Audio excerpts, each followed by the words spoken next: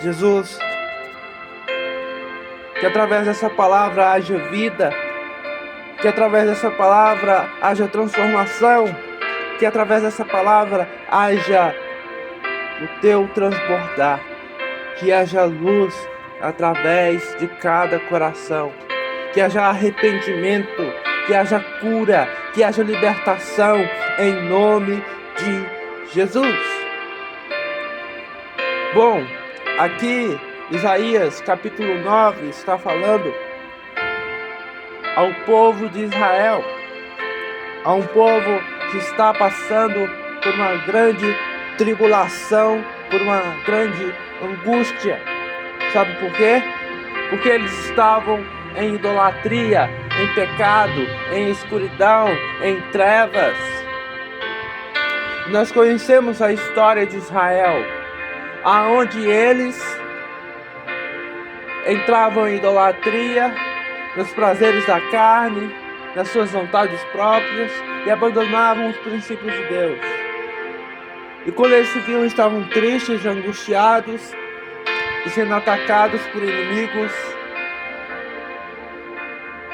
Mas a grande situação aqui, em Isaías 9, é a promessa poderosa do nascimento de Jesus e a vinda dele. Diz o profeta, que ele trará restauração aos povos que viviam em trevas, como por exemplo os gentios, ou seja, não judeus. Além disso, o governo de todas as coisas será depositado em seus ombros, isto é, estará debaixo de sua autoridade. Isaías capítulo 9 contém outra profecia muito conhecida sobre a vinda de Jesus Cristo, o nascimento dele, a salvação dele, a obra perfeita dele, a missão dele de nos trazer de volta para um relacionamento com Deus, com o Senhor dos Senhores, com o Rei dos Reis, com o glorioso Deus Pai, Filho e Espírito Santo. O versículo 1 descreve a região do norte do reino de Israel, que era a primeira área a ser atacada quando as nações como a Síria vinham do norte. Este livro foi escrito pelo profeta Isaías, que prediz cerca de 700 anos antes do nascimento de Jesus Cristo. Então, por aquela cidade que ficava ao norte em Israel, ela estava passando por uma grande aflição, por um grande momento difícil, e ela vivia todo o tempo temorosa, não um temor que nós temos pelo Senhor, mas um temor de medo, de tribulação, de aflição. Mas o profeta Isaías é usado aqui para aquele povo como luz, como esperança, como alegria, porque ele fala da promessa de Jesus Cristo e da sua vinda. Ele traz a luz da esperança. O povo de Israel estava em pecado de idolatria, estavam longe de Deus. Então Isaías, o profeta messiânico, anuncia neste capítulo sobre a luz da esperança, salvação e revelação. Ele fala sobre o nascimento do Deus que se faz homem, do Deus que encarna-se homem, do Deus em sua infinita misericórdia e amor que se faz homem por amor a nós, porque Ele ama o pecador, mas abomina o pecado. Isso é incrível, meus irmãos. O que Jesus é capaz de fazer por amor a nós, se fazendo homem, passando pela tentação, mas nos mostrando o batismo nas águas, nos mostrando o batismo do Espírito, nos mostrando que não é sobre as coisas terrenas, é sobre a presença do Rei dos Reis em nós, é sobre Cristo Jesus em nós e através de nós. Em João capítulo 8, versículo 12, Jesus vai dizer: eu sou a luz do mundo, quem me segue não andará em trevas. Ah, meus irmãos, se andarmos com essa luz, vamos entender para onde vamos. Mas se andarmos longe dessa luz, não saberemos para onde estamos indo. e nem imaginamos o que será a finalidade deste lugar longe da sua presença.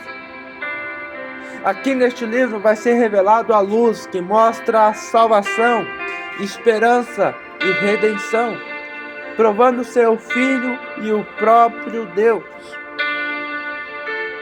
Aonde você deve se perguntar: o que eu tenho a ver com tudo isso? O que eu tenho a ver com o que Isaías está aqui falando?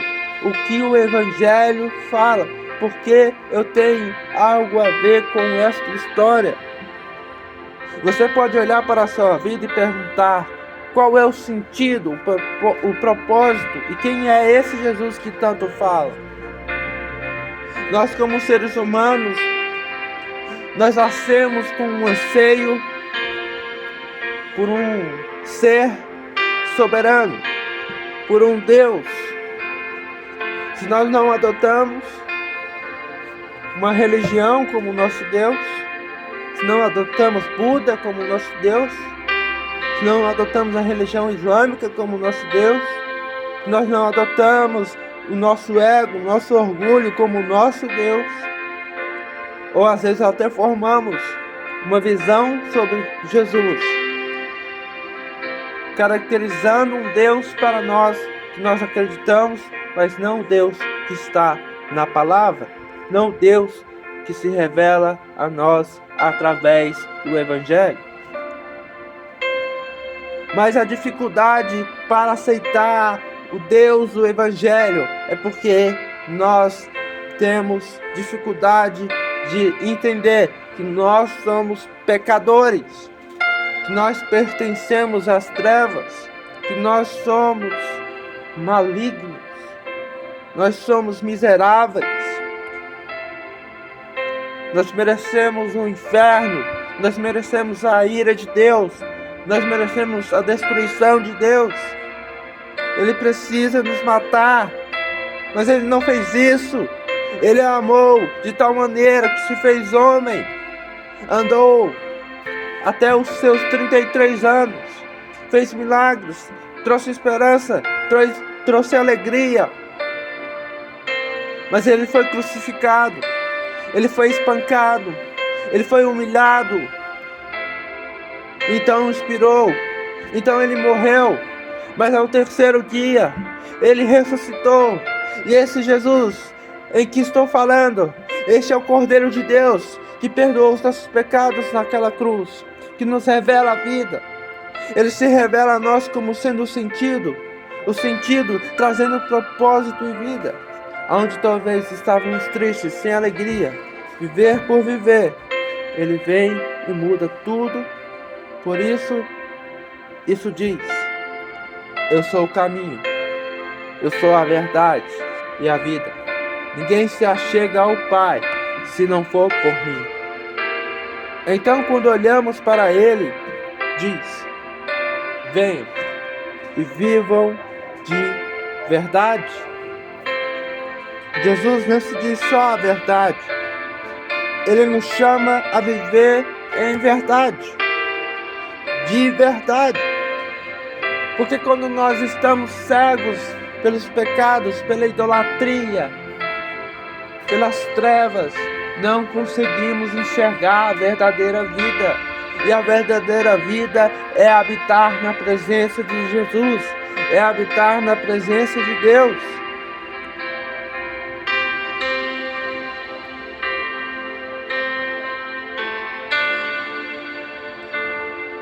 Ele é o sentido de tudo, Ele é a nossa alegria, Ele é a verdade, Ele é a nossa esperança.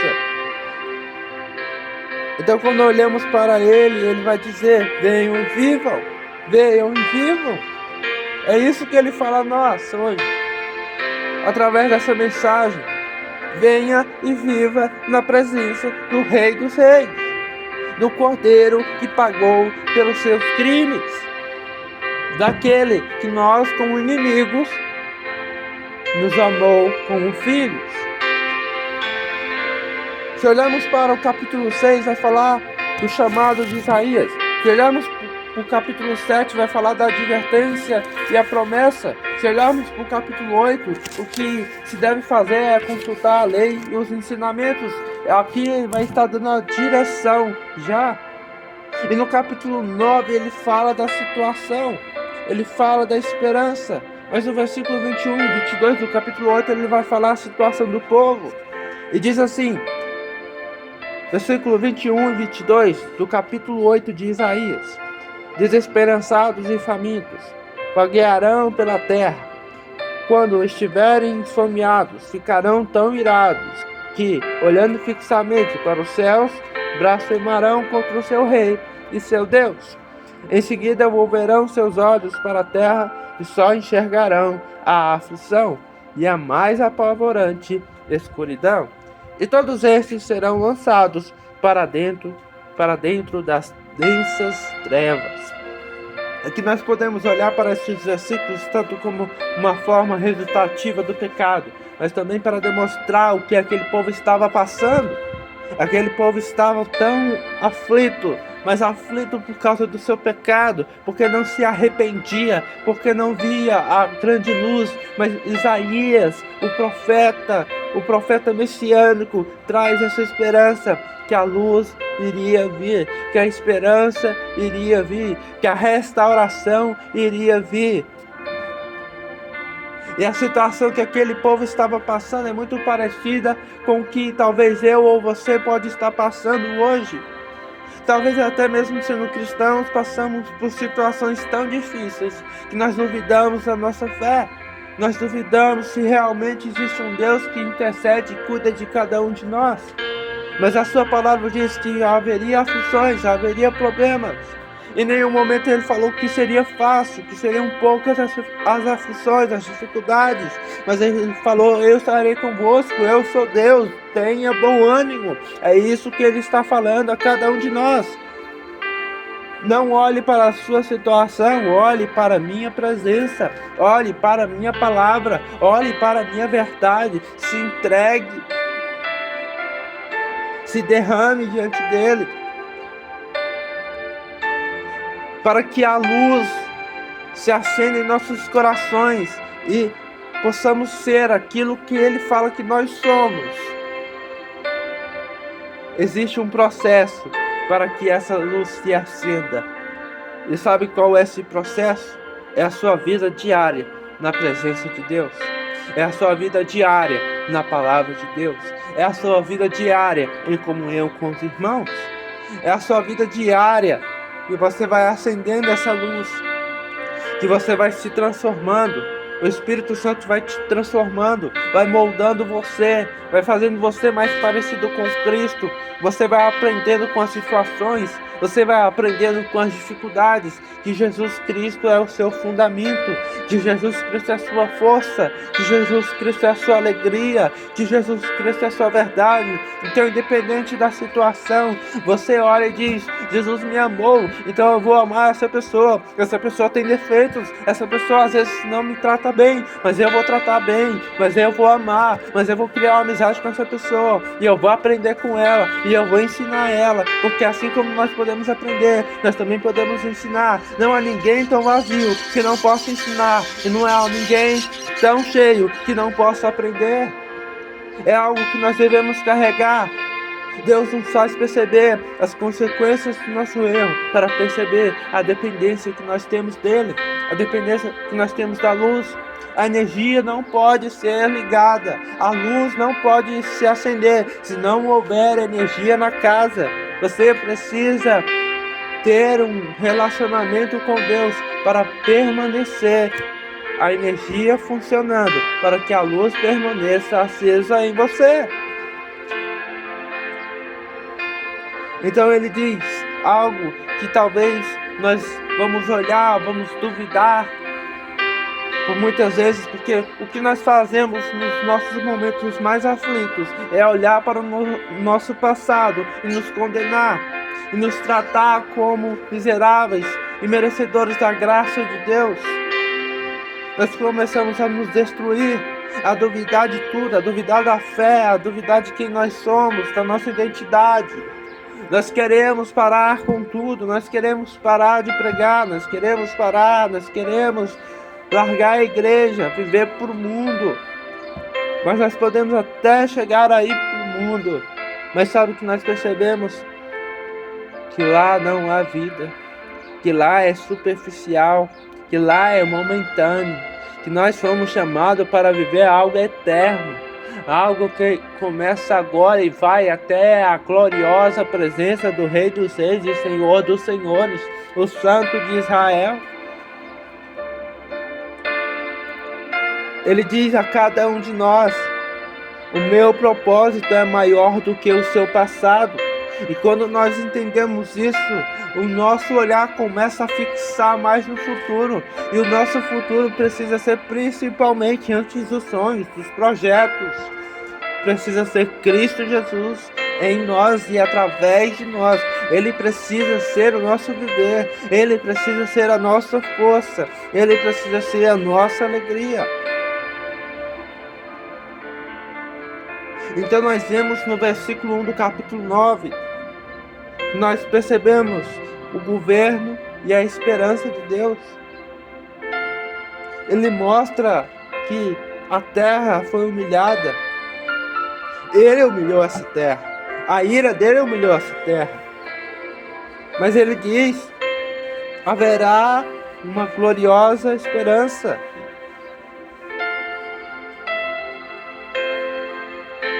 Haverá esperança, haverá luz, haverá salvação. Nós olhamos o versículo 2, nós percebemos que aquele povo que estava cego agora vê, aquele povo que estava manco agora anda normalmente. Nós percebemos que eles estavam mortos, estavam em profundo sono, mas agora estão acordados, mas agora estão vivos. No versículo 3 vemos a restauração que a vinda de Jesus Cristo causa, que o poder de Deus causa, e a alegria que Ele deixa em nossos corações. No verso 4, nós vemos que o jugo que estava sobre nós, Ele toma esse jugo, Ele toma esse fardo, o fardo do pecado, o jugo de nos julgar, e Ele quebra ele. Nós vemos isso no verso 4.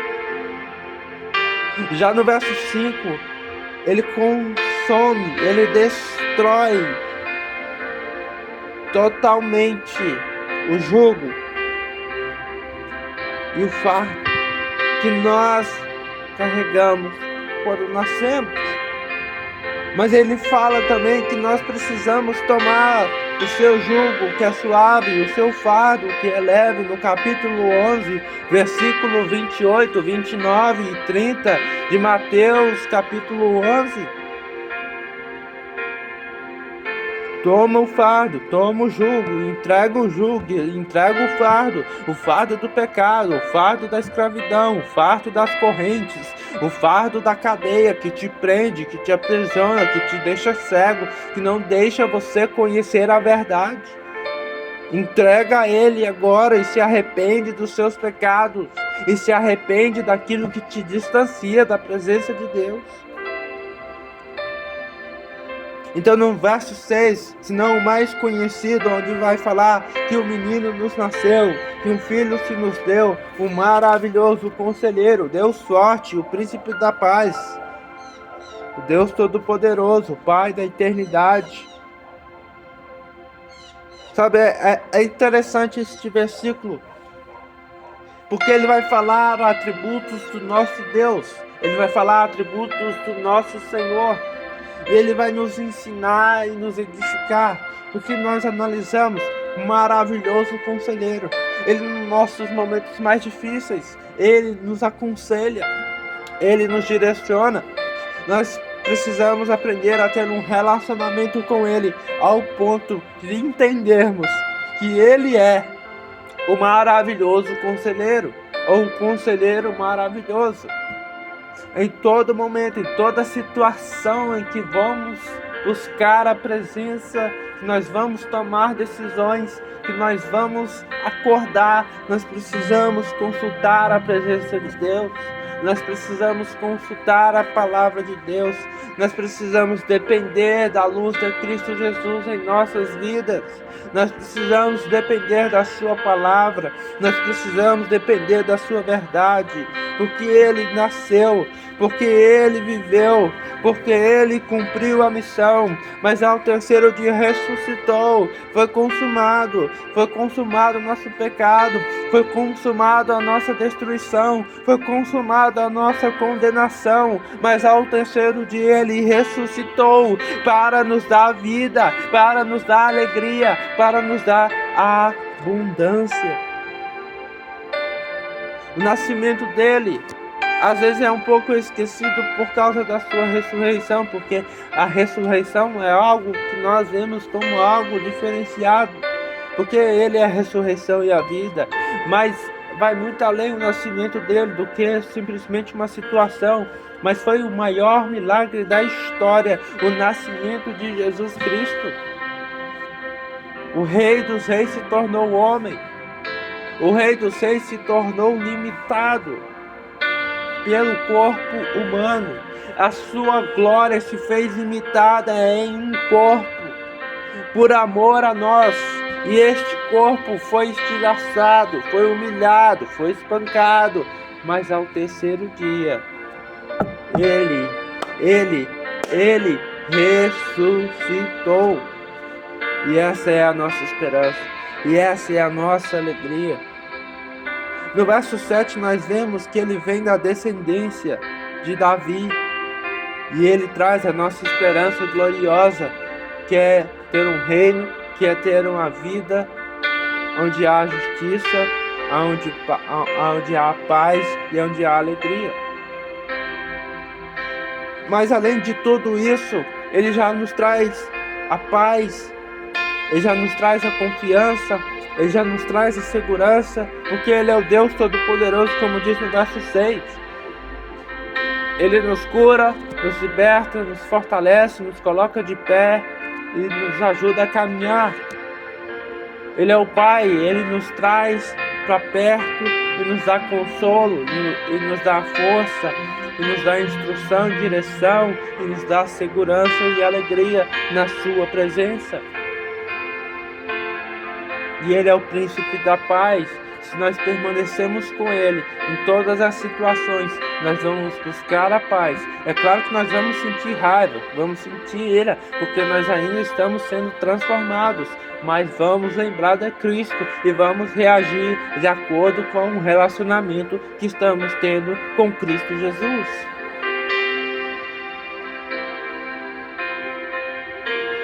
Então nós precisamos entender que sem relacionamento com Ele e com a sua palavra, nós não vamos viver o sobrenatural. Não adianta eu ir todo domingo para a igreja, todos os eventos da igreja, se eu não me arrepender, se eu não tiver relacionamento, se eu não buscar, se eu não fechar minha porta e entrar no secreto, entregar tudo para Ele, meus sonhos, as minhas vontades, as minhas dificuldades, os meus problemas.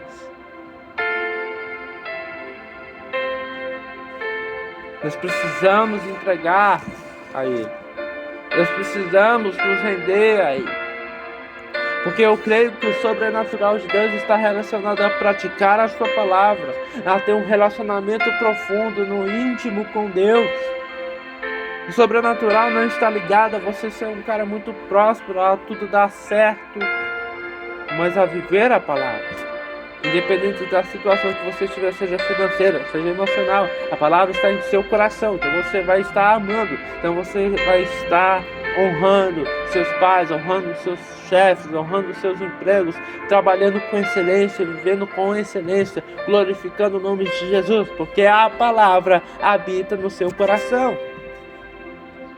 E você percebe que há uma necessidade de honra, de respeito, de amor ao seu próximo, seja ele na sua igreja, que você pertence, seja ele alguém, um colega de serviço, um colega de faculdade. Você ama porque Cristo te amou na cruz de uma maneira sobrenatural. E nós precisamos amar o nosso próximo, assim como ele nos amou naquela cruz. Sabe, e a gente precisa se perguntar, o que é a luz em nós? O que é essa luz em nós? E perguntar também, eu tenho sido luz? Eu e você precisamos nos fazer essa pergunta. Eu tenho sido luz ao meio à sociedade que eu convivo, aonde eu vou? Eu tenho sido luz, eu tenho sido diferença, eu tenho fazido o diferencial que Deus me chama para fazer. Sabe, Deus nos chama para pegar o seu evangelho. Alguns de nós vivem do ministério, alguns não. Então, se nós lidamos com o serviço, nós lidamos com a faculdade, nós lidamos com a escola, é claro que nós precisamos pregar o evangelho na nossa escola, na nossa faculdade, no nosso serviço. Em um momento ou outro nós temos essas oportunidades. Mas assim, o que muda, o que diferencia a gente, o que demonstra de uma forma indireta a pregação, o Cristo que habita em nós, é a forma que agimos nestes lugares. Se eu sou um aluno, seja na faculdade, seja na escola, um aluno eficaz, um aluno que se esforça, um aluno que vive em excelência, com dignidade, com respeito, aquilo que os professores querem ensinar a nós.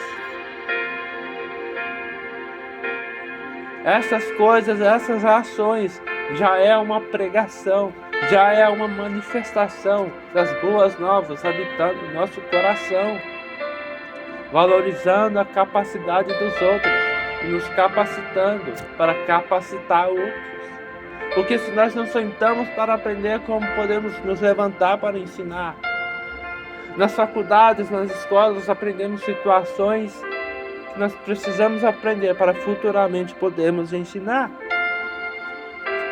E diante disso nós precisamos entender que existe uma mensagem em nós, essa luz em nós. E essa luz significa que é sobre Ele em nós e através. Sendo essa luz, ela não só mostra a esperança, mas diferença de uma pessoa cega, agora nós enxergamos. Diferença de uma pessoa que não sabe para onde vai ou o que fazer, nós agora sabemos. Sabe, nos evangelhos, Mateus, Marcos, Lucas, João, nós vemos os milagres de Jesus. Jesus cura um cego, Jesus cura um paralítico, Jesus cura um homem da mão mirrada, Jesus chama alguém que estava morto à vida. Então nós temos que entender que Jesus é aquele que nos faz ver e enxergar para onde estamos indo. Jesus nos levanta quando nós caímos, quando nós erramos, quando estamos em profunda aflição, ou tristeza, ou desânimo. Ele nos levanta. Ele está nos curando da mão mirrada, ou seja, do pecado, do distúrbio, da sujeira que está em nós. Ele está nos curando, nos moldando a sua perfeita aparência. E Ele chama para nós viver uma nova vida, porque Ele é a ressurreição e a vida. Ele é a nossa esperança, Ele é a nossa alegria. E essa é a diferença. E tudo isso nos traz mudança e vida. Essa luz traz visão e entendimento e alegria, porque quando vemos, temos alegria, quando entendemos, temos felicidade, e quando vivemos, temos vida, e vida em abundância. Então aí sim brilhará um raio de luz que ecoará e acabará com toda a dor, dúvida, cegueira, desânimo, tristeza. E assim Ele prepara em nós algo diferente e impactante. E assim precisamos nos render e seguir esta luz. Com Ele temos vida, ou seja, a salvação. Que nós possamos nos render à luz de Cristo, a sua palavra, a sua verdade, em nome de Jesus.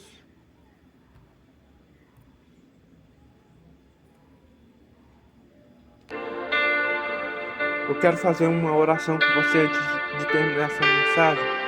Onde você está, feche os teus olhos. Concentre na presença de Deus. Se você ainda não o conhece, se você ainda não tem este relacionamento com Ele, comece a declarar agora: Senhor, eu me entrego à sua presença. Senhor, eu me rendo a uma nova vida contigo. Senhor, perdoa pelos meus pecados, pelas minhas falhas, pelos meus erros. Permita-me viver na sua presença. Senhor, venha sobre mim e faça habitação. Senhor, venha trazer a tua transformação, a tua transformação. Traz em mim a alegria da sua presença e da sua verdade em minha vida. Senhor, traz cura, traz libertação sobre cada um que estiver escutando esta mensagem, em nome de Jesus, em nome de Jesus. Aleluia, glória a Deus. Se você gostou dessa mensagem, eu te peço, compartilhe, deixe o seu like.